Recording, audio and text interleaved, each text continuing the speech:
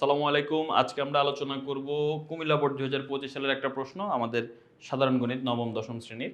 তো এখানে আমরা যদি দেখি এটা দশম অধ্যায়ের একটি প্রশ্ন। এখানে আমাদের ২ টা চিত্র দিয়ে দিয়েছে। সেখানে চিত্র দিতে পারে আবার হচ্ছে তোমাকে একটা সিনারিও বলে দিতে পারে। তো সিনারিও বলে দেওয়া থেকে চিত্র দিলে আমাদের জন্য সহজ। কারণ সিনারিও বলে দিলে ঘুরে ফিরে আমাদের ওই সিনারিও দেখে এক্সাক্ট চিত্রটা আমাদের অঙ্কন করতেই হয়। তো সেখানে চিত্র অঙ্কন করে দিলে আমাদের জন্য তো আরো অনেক ভালো। যাই হোক, আমরা এটা পরে দেখব। প্রথমে আমরা ক নাম্বার প্রশ্নটা সমাধান করে ফেলি। কেন? কারণ ক নাম্বার প্রশ্নটা উদ্দীপকের সাথে রিলেটেড না। ক নাম্বার প্রশ্নে বলা আছে tan 3x cot 6x হলে x এর মান নির্ণয় করো। তো প্রথমে যেটা দেওয়া আছে সেটা আমরা লিখলাম। তবে আমরা এখানে একটা সূত্র সম্পর্কে আগে জেনে নেই যে cot x এর একটা সূত্র আছে যে cot x সমান হচ্ছে tan 90 ডিগ্রি মাইনাস x। এটা হচ্ছে cot x এর সূত্র বা cot থিটা সূত্র আর কি, যে cot থিটা সমান tan 90 ডিগ্রি মাইনাস থিটা। এই সূত্রটা কিন্তু আমাদের জানতে হবে। এবার আমাদের এখানে তো থিটা না ভাই, আমাদের এখানে থিটার জায়গায় 6x আছে। তার মানে cot থিটার জায়গায় যদি আমি 6x লিখি, যে cot 6x সমান কি হবে? tan 90 ডিগ্রি মাইনাস 6x হবে। তো এই জন্য cot 6x কে আমরা লিখতে পারি tan 90 ডিগ্রি মাইনাস 6x। কেন আমরা tan এ রূপান্তর করলাম? কারণ বাম পক্ষে tan আছে, এই জন্য এখন এই tan কাটে দিতে পারি আমরা। এখানে থাকবে শুধু 3x আর এখানে থাকবে 90 ডিগ্রি মাইনাস 6x। এখন মাইনাস 6x বাম পাশে আসলে কি হয়ে যাবে? প্লাস 6x হয়ে যাবে। তার মানে 3x প্লাস 6x হয়ে যাবে। তার মানে এই মাইনাস 6x বাম পাশে আসলে প্লাস 6x হয়ে যাবে, ওই পাশে 90 আছে। এখন 3x আর 6x যোগ করলে আমরা জানি কি হয়? 9x হয়। 9x = 90, x = 9 গুণ আকারে আছে, ওই পাশে গেলে ভাগ হয়ে যাবে। 90 কে 9 দিয়ে ভাগ করলে 10, x এর মান 10। খুবই সহজ। ক নম্বর প্রশ্ন আমাদের সমাধান হয়ে গেল। এখন আমরা খ নম্বর প্রশ্নটা সমাধান করব। খ নম্বর প্রশ্নে বলছে চিত্র 1 হতে a b এর মান নির্ণয় করো। চিত্র 1 কোনটা? এই যে এটা চিত্র 1। এখান থেকে আমাদের a b এর মান নির্ণয় করতে হবে। a b মানে কি? এই বাহুটা নির্ণয় করতে হবে। সো এই বাহুটা নির্ণয় করব, ঠিক আছে। আমরা দেখতে পাচ্ছি এটা একটা সমকোণী ত্রিভুজ। সমকোণী ত্রিভুজের এই যে একটা বাহুর মান দেওয়া আছে 18, কিন্তু কোনো কোণ দেওয়া নাই। এই কোণটা 90 ডিগ্রি আমরা জানি, বাট আমাদের এই দুইটা কোণের একটা কোণ দরকার। কিন্তু দেওয়া আছে, আমরা দেখতে হবে সেটা কি। এই যে এই কোণটা 45 হলে এই কোণটাও 45 হবে। কেন? কারণ এই DA আর BC বাহু সমান্তরাল, আর AB হচ্ছে তাদের ছেদক। তো দুইটা বাহু সমান্তরাল আর তাদের একটা ছেদক থাকলে সেই ছেদকের উপরের বাম পাশের কোণটা আর নিচের ডান পাশের কোণটা সমান হয়, এদেরকে একান্তর কোণ বলে। তো এটা 45 হলে এটাও 45 হবে। আরো সহজভাবে মনে রাখতে পারো, এটা দেখতে একটা জেড এর মতো। যদি কোনো জেড টাইপের কোনো চিহ্ন দেখো, তাহলে এই জেড এর কোণ আর কোণগুলো সেম হয়। তাহলে এই কোণ আর এই কোণ সেম হবে। আসলে এটা একান্তর কোণ, এই জন্য সেম। তার মানে এই কোণটা হচ্ছে আমাদের কত? 45 ডিগ্রি। তাহলে আমরা এই কোণ 45 পেলাম, এটা 18 পেলাম। এখন আমাদের AB বের করতে হবে। প্রশ্ন আমাদের বলছে AB এর দৈর্ঘ্য কত, সেটা আমাদের নির্ণয় করতে হবে। তো চলো আমরা AB যদি নির্ণয় করতে যাই, তাহলে আমরা প্রথমে এই সমকোণী ত্রিভুজ নিয়ে কাজ করব অবশ্যই। এই সমকোণী ত্রিভুজের, দেখো তো এই সমকোণী ত্রিভুজের লম্বভূমি অতিভুজকে 90 ডিগ্রির বিপরীত বাহু যেটা অতিভুজ, ABর মান হচ্ছে অতিভুজ। আর যে কোণটা আমাদের দেওয়া আছে সেই কোণের বিপরীত বাহু যেটা, এই কোণটার বিপরীতে যে বাহুটা থাকবে সেটাকে আমরা বলবো লম্ব। আর বাকি যে বাহুটা থাকবে সেটা হচ্ছে ভূমি। তা আমাকে বের করতে হবে কি? বের করতে হবে অতিভুজ। কেন? কারণ প্রশ্নে বলছে AB এর মান কত, মানে আমার অতিভুজ বের করতে হবে। এখন তুমি অতিভুজ বের করবা, তার মানে তোমাকে AB বাহু নিতে হবে, পাশাপাশি তোমাকে আরেকটা বাহু নিতে হবে, হয় BC না হয় AC। কোনটা নিব, BC না AC? যে কোনো একটা নিতে হবে যেটার মান দেওয়া আছে। কিন্তু BCর তো মান দেওয়া নাই, AC এর মান দেওয়া আছে। তার মানে আমি এই লম্বকে নিব। লম্বের মান দেওয়া আছে 18। তার মানে অতিভুজ বের করতে হবে, এই জন্য অতিভুজকে নিব। আর যেটার মান দেওয়া আছে সেটাকে নিব। লম্বের মান দেওয়া আছে, লম্বকে নিব।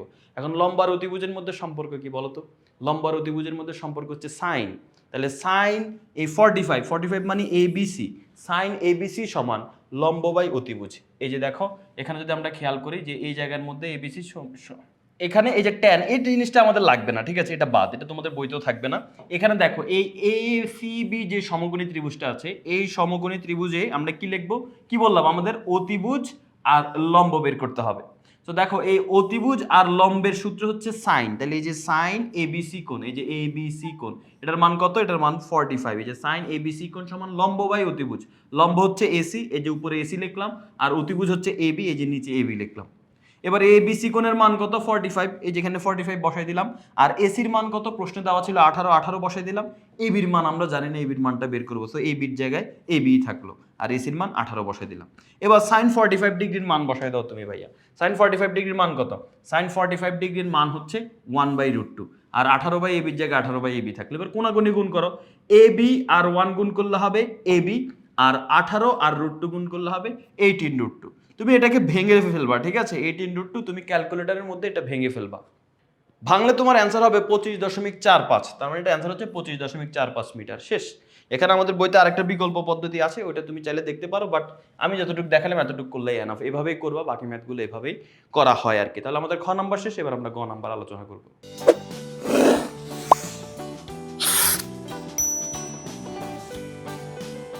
প্রশ্নটা আসলে গাছ ভাঙার ম্যাথের মতো আর কি, বাট এখানে গাছ ভাঙা বলা নেই, চিত্র দিয়ে বলা আছে।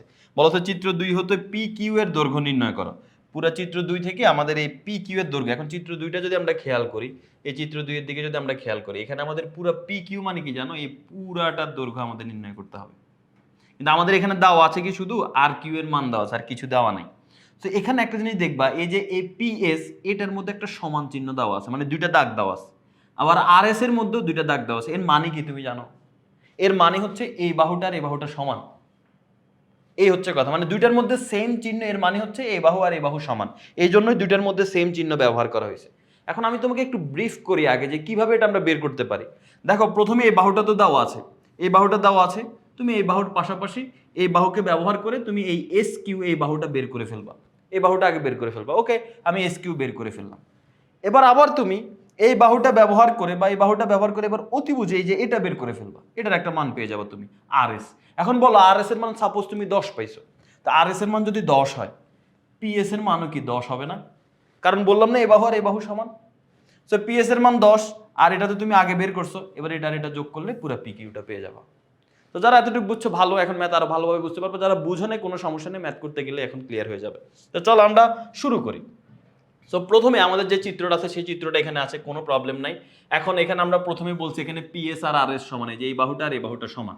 এরপরে বলছি এখানে আর কিউ, এটার মান হচ্ছে 12 মিটার। এখানে যে কোণটা দেওয়া আছে সেটা 30 ডিগ্রি। আর কস এস আর কিউ এর মান হচ্ছে কিউ আর বাই এস আর। কেন আমরা এটা ব্যবহার করতেছি দেখো, আমরা প্রথমে এই বাহুটা নির্ণয় করতেছি, এই যে এই বাহুটা, আমরা এই দুইটা বাহুই নির্ণয় করব। প্রথমে আমরা এই বাহুটা নির্ণয় করব, এই অতিভুজটা নির্ণয় করব, কারণ এটা নির্ণয় করলে ওই উপরের অংশটা নির্ণয় করা হয়ে যাবে। সো এখন তোমাকে দেখতে হবে এটা কি ত্রিভুজ। এটা একটা সমকোণী ত্রিভুজ। এই যে দেখো, এস আর কিউ, এটা একটা সমকোণী ত্রিভুজ। এই সমকোণী ত্রিভুজে এটা হচ্ছে ভূমি, এটা হচ্ছে অতিভুজ, এটা হচ্ছে লম্ব। সো তুমি এখন অতিভুজটা বের করবা, ঠিক আছে? ভালো কথা, তুমি অতিভুজ বের করবা। এখন অতিভুজ বের করতে হলে একটা বাহু না, তোমাকে দুইটা বাহু নিতে হবে। অতিভুজের সাথে আরেকটা বাহু নিতে হবে, যেটার মান দেওয়া আছে। মান দেওয়া আছে কার? এই যে ভূমির মান দেওয়া আছে। তার মানে অতিভুজের সাথে তোমাকে ভূমিকে নিতে হবে। এখন বলো তো, অতিভুজ আর ভূমির সম্পর্ক কি? অতিভুজ আর ভূমির সম্পর্ক হচ্ছে কজ। কজ থিটা সমান ভূমি বাই অতিভুজ। তাহলে কজ এই এস আর কিউ সমান, এই যে কজ এস আর কিউ সমান ভূমি বাই অতিভুজ। ভূমি হচ্ছে কিউ আর, আর অতিভুজ হচ্ছে এস আর। তো এইখানে সেই সূত্রটাই লেখা হয়েছে, কজ এস আর কিউ সমান কিউ আর বাই এস আর। এবার আমরা মান বসাই দিব এখানে। এই কিউ আর এর মান কত? এই যে দেখো, কিউ আর এর মান হচ্ছে 12। এই কিউ আর এর মান 12 বসাই দিলাম। এস আর এর মান আমরা জানি না, এস আর এর মান আমরা এস আর রেখে দিলাম। এখন এই কোণটা কত? এস আর কিউ কোণটা কত? এই কোণটা হচ্ছে 30 ডিগ্রি। সো এখানে আমরা 30 ডিগ্রি বসাইলাম। এখন বলো তো cos 30 ডিগ্রির মান কত? cos 30 ডিগ্রির মান √3/2। আর এখানে যা আছে তা। এবার কোণাগুণি গুণ করো। এস আর এর সাথে যদি √3 গুণ করি তাহলে কি হবে? এস আর √3 ইকুয়াল 12 সাথে 2 গুণ করলে কি হবে? 12 গুণ 2 এ লিখলাম, বা তুমি 24 লিখতে পারো, সমস্যা নেই। এখন বলো √3 এখানে গুণ আকারে আছে, √3টা ওই পাশে গেলে কি হবে? ভাগ হয়ে যাবে। এই জন্য √3টা এখানে ভাগ হয়ে গেছে। এখানে এক লাইন একটু স্কিপ করা আছে, অনেকে ধরতে পারবে, যারা ধরতে পারবে না তাদের জন্য আমি লাইনটা লিখে দিলাম। এই যে √3 গুণ আকারে আছে, পরের লাইনে গেলে √3টা ভাগ হয়ে যাবে। এই যে ওই পাশে গিয়ে ভাগ হয়ে গেছে। এবার যদি আমরা ক্যালকুলেট করি, 12 দুগুণে 24, 24কে √3 দিয়ে ভাগ করলে হয় 8√3। তার মানে এস আর এর মান 8√3 হয়ে গেছে। সো এটা এস আর এর মান যদি 8√3 হয়ে যায়, এস আর এর মান আমরা পেয়ে গেলাম। এই যে এই এস আর, এটা হচ্ছে 8√3। এটা যদি 8√3 হয়, তার মানে এই উপরের অংশ, এটার মানও কিন্তু 8√3। এখন আমার দরকার শুধু এবার এস কিউ, কারণ এটা যেহেতু আমি 8√3 পেয়ে গেছি, এবার এটা যদি আমি পাই তাহলে পুরাটা পেয়ে যাব। তো চলো আমরা এখন এটা নির্ণয় করার চেষ্টা করব। সো এখানে আমরা যদি দেখি, দেখো এস কিউটা আমরা কিভাবে বের করতে পারি। এস কিউটা হচ্ছে লম্ব, তাই না? এটা হচ্ছে এই ত্রিভুজের, এটা হচ্ছে লম্ব, আর এটা হচ্ছে ভূমি। তাইলে আমি এখন লম্ব বের করব আর সাথে ভূমি নিব, কারণ ভূমির মান দেওয়া আছে। অতিভুজও নিতে পারো, কারণ অতিভুজের মান তুমি অলরেডি পেয়ে গেছো 8√3, বাট আমি লম্ব আর ভূমি নিব। সো লম্ব আর ভূমির সূত্র কি? ট্যান। তাহলে আমরা এখানে ট্যান ব্যবহার করব। এই যে দেখো ট্যান, এই যে দেখো এখানে লেখা আছে ট্যান এস আর কিউ, ওই যে কোনটার নাম, আর লম্ব বাই ভূমি। সো লম্ব হচ্ছে এস কিউ আর ভূমির মান আর কিউ এর মান 12, আর ওই কোণটার মান দেওয়া ছিল 30 ডিগ্রি। এবার ট্যান 30 ডিগ্রির মান 1/√3, এস কিউ এর মান এস কিউ আর কিউ তো 12 বসাইছি, 12 এখানে বসলো। এবার কোনাকুনি গুণ করো, কোনাকুনি যদি আমরা গুণ করি তাহলে সেক্ষেত্রে এ দেখো তুমি এখানে হয়তো বুঝতে তোমার সমস্যা হইতে পারে, আমি এটা পাশে হচ্ছে করে দিচ্ছি এই লাইনের পরবর্তী অংশটা। এস কিউর সাথে √3 গুণ করলে কি হবে, এস কিউ √3, 12 সাথে 1 গুণ করলে কি হবে 12। এবার এস কিউ এর মান কত হবে বলো তো ভাইয়া, 12 জায়গায় 12 থাকবে, √3 বসে এসে ভাগ হয়ে যাবে, 12/√3, যে এখানে সেটাই করা হয়েছে, বুঝতে পারছো? আচ্ছা, তাহলে এখন এস কিউ এর মান 12/√3, 12কে √3 দিয়ে ভাগ করলে হবে 4√3, তাহলে এস কিউ এর মান কিন্তু আমি 4√3 পেয়ে গেছি। তাহলে একটা জিনিস খেয়াল করো, আমরা কিন্তু এখন সব বাহুর মানই পেয়ে গেলাম। এস কিউ এর মান 4√3 আর হচ্ছে এস আর এর মান 8√3। এই যে দেখো এস কিউ এর মান হচ্ছে 4√3 আর এস আর এর মান হচ্ছে 8√3। তো এস আর যদি 8√3 হয়, পিএসও কিন্তু 8√3, কারণ আমরা শুরুতেই বলছি এখানে সমান মানে এই দুইটা বাহু সমান। এবার তোমার কাছে জানতে চাইছে পুরো পিকিউ এর দৈর্ঘ্য কত, পিকিউ এর দৈর্ঘ্য এটা আর এটা যোগ করলেই তো হয়ে যাবে, অর্থাৎ পিএস আর এসকিউ যোগ করলে হয়ে যাবে, 8√3 আর 4√3 যোগ করলেই কিন্তু হয়ে যাবে। তো এখানে আমরা এখন সেই কাজটাই করব। দেখো এখানে এই যে দেখো পুরো এস আর হচ্ছে, এই যে দেখো পিএস আর কিউএস যোগ করবো, 8√3 আর 4√3 যোগ করলে হয় 12√3, 12√3 আমরা নির্ণয় করে ফেললাম। এটা হচ্ছে পুরা বাহুটার দৈর্ঘ্য। আশা করি সবাই বুঝতে পেরেছো, খুব কঠিন কিছু না।